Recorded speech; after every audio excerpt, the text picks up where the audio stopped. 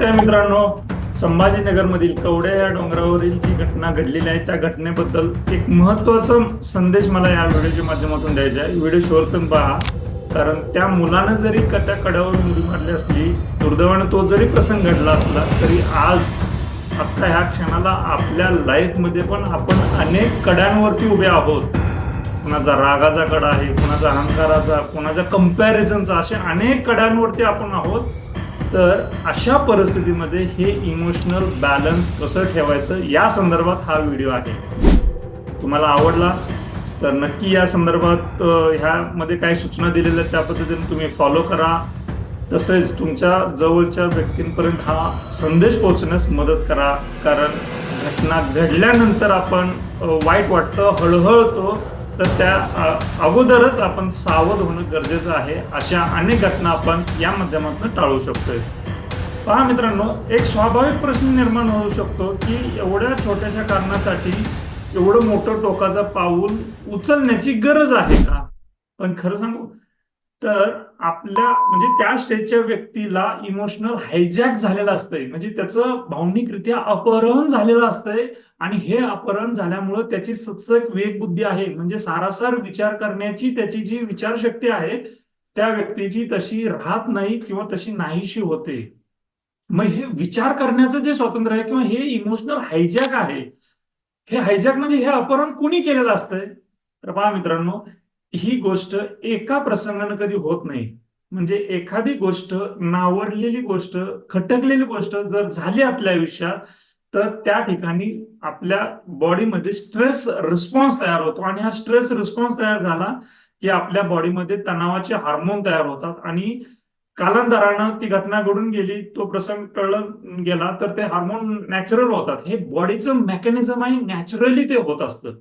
पण जर तणावाची घटना सातत्यानं जर होत असेल तर ते जे काही तणावाचे हार्मोन्स तयार झालेले असतात ते न्यूट्रल होतच नाहीयेत, ते हायर साईडला असतात. आणि तिथंच खऱ्या अर्थाने इमोशनल हायजॅक होऊन जातं. म्हणजे जेवढं तणावाचं हार्मोन आपल्या बॉडीमध्ये जास्ती असतं तेवढं इमोशनली आपण नॉर्मल विचार करू शकत नाही. हे होऊ शकत नाही दोन गोष्टी एकत्र असणं. म्हणजे इमोशनल लेवलवरती तणावाचे हार्मोन जास्ती येणं आणि अशा वेळेस आपण बॅलन्स पद्धतीने विचार करणं असं नाही होऊ शकत.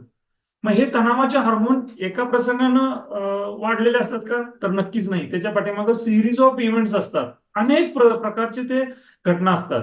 बरं, ह्या केसमध्ये टोकाचं पाऊल घेतलेलं आहे, उचललेलं आहे. काही वर्षापूर्वी, 2-3 वर्षापूर्वीचीच घटना आहे. इथं पुण्यातल्या एका मुलानं, 17-18 वर्षाचाच असेल कदाचित तो, त्यानं 11व्या मजल्यावरून उडी मारलेली आहे. मग त्यालाही कळत नव्हतं का की उडी मारल्यानंतर काय होणार आहे ते? नाही, तो मोबाईलमध्ये इतका झोकून देऊन त्याच्यामध्ये ते व्यस्त होता किंवा त्याच्यात तो अडकला होता की त्याची सतत विवेक बुद्धीच नव्हती की पुढच्या प्रसंगाला काय होणार आहे ते.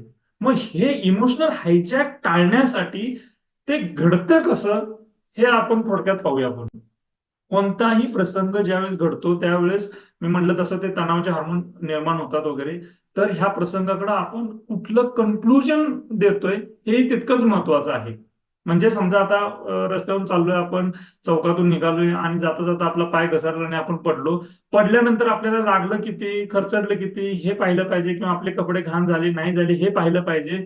तर इकडं आपली स्वाभाविकपणे लवकर नजर जात नाही, पण आपल्या मनामध्ये पहिला प्रश्न येतो की मला कोणी बघितलं का? मला बघितलं आहे त्यापैकी बघणाऱ्यांपैकी कोणी हसलं का? हे प्रसंग आपल्या किंवा हे विचार डोक्यात येतात. मी चौकात पडलोय आणि हे चौकात पडलेल्याचं हे अपमान म्हणून आपलं मन हे कन्क्लुजन काढत असतं. आणि हे कन्क्लुजनच खूप मोठं डेंजर आहे. मग हे डे टू डे लाईफ मध्ये आपण कन्क्लुजन असे किती घटनांमधून काढत असतोय. पहा ना, जसं की आता नोकरी करत असताना बॉस सुट्टी मागितली की सुट्टी कधी देतच नाही. मग कन्क्लुजन काय काढतो की हा मुद्दामून करतो, मी सुट्टी मागायला गेलो तर मला काय नवीन नवीन काहीतरी कारण सांगत असतोय. मग हा माझ्या बाबतीत मुद्दामून करतो हे कन्क्लुजन काढलं जातं. तसंच पैशांच्या बाबतीत पैसे खर्च करताना, पैसे हाताळताना जर कमतरता म्हणून आपण हाताळत असू तर कमतरता हे कन्क्लुजन आहे. मग पैसे माझ्या आयुष्यात कमीच येतात हे कन्क्लुजन आहे. मग हे असे अनेक कन्क्लुजन आपण घेऊन पुढे जगत असतोय.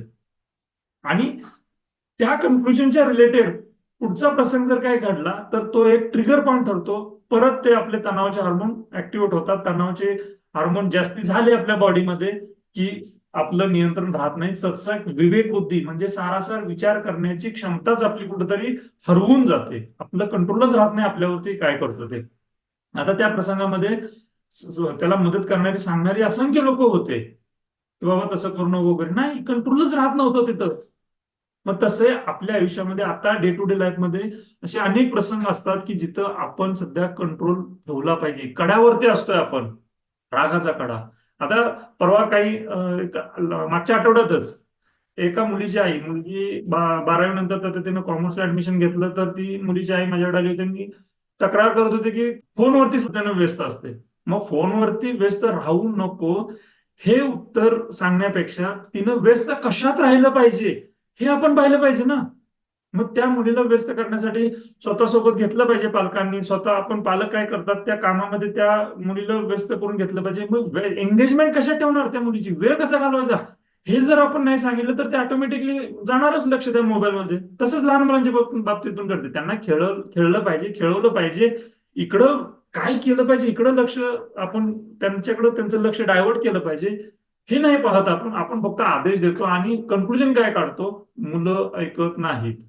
मग हे मुलं ऐकत नाहीत हे कन्क्लुजन काढल्यामुळे नेक्स्ट टाइम त्या समोरच्या मुलांना जर आपलं म्हणणं नाही ऐकलं तर आपण लगेच पारा जातो, आपण लगेच कड्यावरती जातो. तिथं मग आपला ताळा राहत नाही. मग रागाच्या भरात आपल्या हातात काही ना काहीतरी वेगळं, काहीतरी विचित्र काहीतरी घडतं.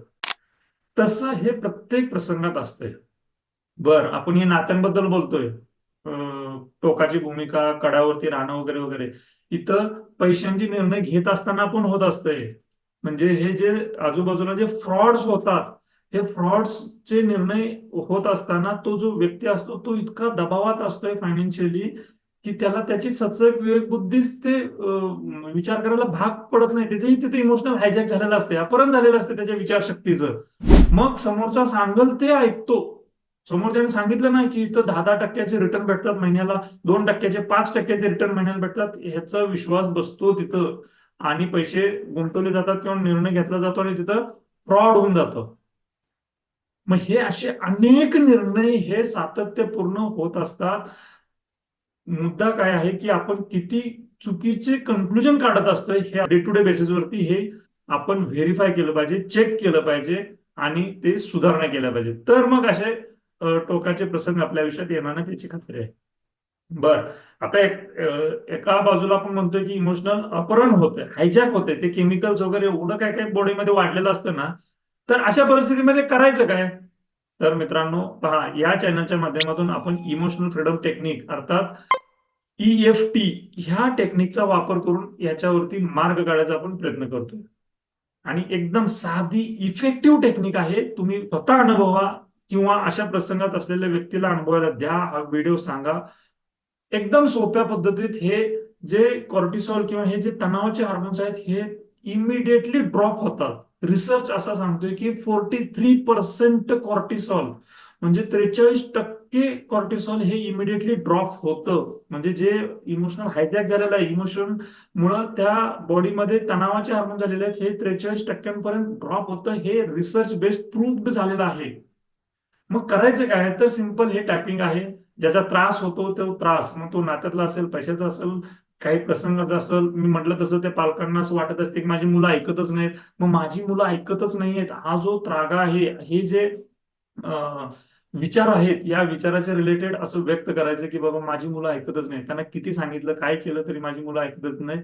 असं असलं तरी सुद्धा मी माझ्यावरती प्रेम करतो, मी स्वतःला संपूर्णपणे स्वीकारतो. माझी मुलं ऐकतच नाहीत. मग हा जो त्रागा आहे, आता इथं कसं आहे की इथं डिटेल मी टेक्निक बद्दल बोलत नाहीये. ही प्रोसिजर डिटेल समजून घ्या, अगोदरचे व्हिडिओ पहा तुम्ही. पण अशा पद्धतीनं जो त्रास होतोय तो त्रास व्यक्त करत करत आपण टॅपिंग करायचं. ही साधी प्रोसिजर आहे. नवीन व्ह्युअर्स असाल तर हे तुम्हाला माहिती व्हावं म्हणून मी सांगतोय की अशी ही प्रोसिजर आहे. जो वाटतो, जो त्रागा आहे, जो त्रास होतोय ते व्यक्त करत करत असं हे टॅपिंग करायचंय. काही जणांना वाटेल की हे निगेटिव्ह आहे, मग आपण निगेटिव्ह बोलणं चांगलं आहे का, किंवा निगेटिव्ह बोललं तर मग ते निगेटिव्हच जास्ती होत राहील वगैरे वगैरे. तसं काही नाही मित्रांनो. तुम्ही फक्त तो जो त्रास होतोय तो त्रास व्यक्त करत करत हे अशा पद्धतीने टॅपिंग करायचं. 2 राऊंड, 3 राऊंड, 4 राऊंड, 5 राऊंड. जो त्रास होतोय तो मनापासून त्या भावनांना प्रामाणिक राहून आपण हे व्यक्त करायचं आहे. एक 2-3 राऊंड झाले ना असे, तुमच्या लक्षात येईल की जो त्रास वाटत होता 2-3 मिनिटापूर्वी, तो तुमचा ड्रॉप झालेला असेल, तुम्हाला हलकं वाटलेलं असेल. आणि हेच तर या टेक्निकची खासियत आहे, इमिडिएटली रिझल्ट येतो. त्यामुळं त्या प्रसंगाला आपण असं म्हणूया की डोळे उघडणारा प्रसंग आहे आपल्याही आयुष्यात. असं डे टू डे लाईफ मध्ये, तो नात्याचा असेल, पैशांचा असेल, असंख्य प्रसंग असू शकतात की जिथं आपण टोकाच्या भूमिकेला जातो, कड्यावरती राहतो, रागाचा. लांब कशाला, सोशल मीडियावर तुलना करतोय आपण. म्हणजे सोशल मीडियावरील समोरच्या व्यक्तीचे अपडेट्स, फोटोग्राफ्स वगैरे हे त्याचे पाहिलं तर आपल्यालाही अनेकांना वाटतं की माझ्या आयुष्यात असं व्हायला पाहिजे, आणि न कळतपणे तुलना होते. तुलना झाली की मग आपण कन्क्लुजन काढतो की साला माझं आयुष्यच असं आहे, मग आपल्याला काही जमत नाही तसं फिरायला, किंवा माझ्याकडे तसे पैसे नाहीत, किंवा मला तसं स्वातंत्र्य नाही आहे, किंवा माझ्याकडं वेळच नाही आहे, वगैरे वगैरे असंख्य कन्क्लुजन काढतो. आणि हे कन्क्लुजन काढलं ना, मग तणाव निर्माण व्हायला लागतो आणि ती परिस्थिती कायमस्वरूपी राहते. आणि पुन्हा एखादा काहीतरी असा फोटो वगैरे काहीतरी बघितला की परत ते ट्रिगर होतं आणि आपलं इमोशनल हायजॅक होऊन जातं. आपलं कंट्रोल राहत नाही आपल्यावरती. मग हे जे होत असतं डे टू डे लाईफ मध्ये, असे असंख्य प्रसंग असू शकतात. तर हे टॅपिंग करून तुम्ही कमी करू शकताय. एखादा प्रसंग घडल्यानंतर हळहळ करत बसण्यापेक्षा, हा आपल्या हातातला विना खर्चाचा, विना तोट्याचा, कोणताही निगेटिव्ह ड्रॉबॅक नसलेला हा उपाय तुम्ही करून पहा. आणि तुमच्या जवळच्या व्यक्तींवर पर्यंत पोहोचवायला मदत करा, सो दॅट त्याच्याही आयुष्यात हे इमोशनल हायजॅक झालेलं आहे, हे कमी होऊन तो सारासार विचार करून, सचक विवेक बुद्धीनं विचार करून तो वागेल. जगणं खूप सिंपल आहे, सहज आहे. मात्र आपल्या ह्या केमिकल लोच्याला या पद्धतीने आपण जर कंट्रोल करू शकत असू, तर नक्कीच खऱ्या अर्थानं आपण जीवन चांगलं आहे ह्याची अनुभूती घेऊ शकतो. बघा पडतंय का ते. टॅपिंग करा, अनुभवा तुम्ही स्वतः रिझल्ट, आणि गरजू व्यक्तीपर्यंत हा कन्सेप्ट पोहोचवायला मदत करा. तुमचे काय प्रश्न असतील तर नक्की कमेंटमध्ये विचारा. धन्यवाद.